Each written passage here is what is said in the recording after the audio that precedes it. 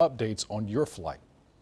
The man arrested for dragging a 95-year-old woman after he snatched her purse had done this before. Fox 13's Greg Coy has learned that Andrew Richardson committed the same crime back in 2013. Greg's live now in Midtown where it happened. And Greg, the victim's husband in this other case told you his wife is still shaken by what Richardson did to her, and that was 3 years ago. Exactly, Daryl. In fact, the family tells me they were so frightened they had to leave Midtown, move out of Midtown after calling this community home for 15 years. Here's what I've learned new tonight. I got a hold of the police report from back in 2013. It describes how Richardson stole the woman's purse, ran down this parking lot, and then he jumps to escape by climbing this fence that has 3 rows of barbed wire. He got to the other side, thought he was going to get away until 2 men followed him, climbed the fence, they caught him, and they held him until police arrived. She's still scared today. You know, when the night falls, I have to be at home.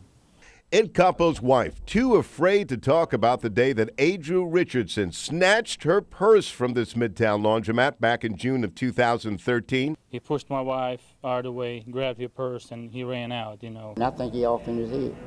Jimmy Scales and the regulars at the laundromat remember when the crime happened. Walked in that door, they tell me, grabbed the purse and took off. And they took off behind him, hollering, catch him, and all that.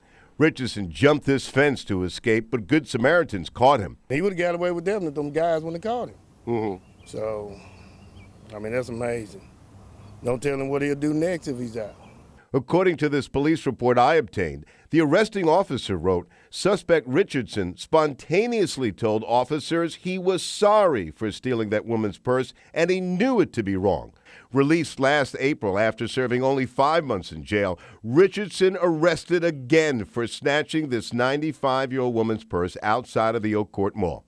The victim had to go to the hospital for her injuries. I was disgusted, man. When I saw the video, the way he pulled her, I mean, he pulled her like an object. They don't want to work. They don't want to work. That's what you think this is. Lazy. Lazy. Richardson's crime has left 2 families shaken, one forever. And she's terrified today. That's why we moved out of the area where we lived for 15 years. We moved out because of that incident. Capo told me that he and his wife did want to press charges, thinking that Richardson deserved a second chance. And then I showed him today's document showing that he is the same guy that attacked that 95-year-old woman, sending her to the hospital. Capo looked at this and he told me he didn't deserve his kindness.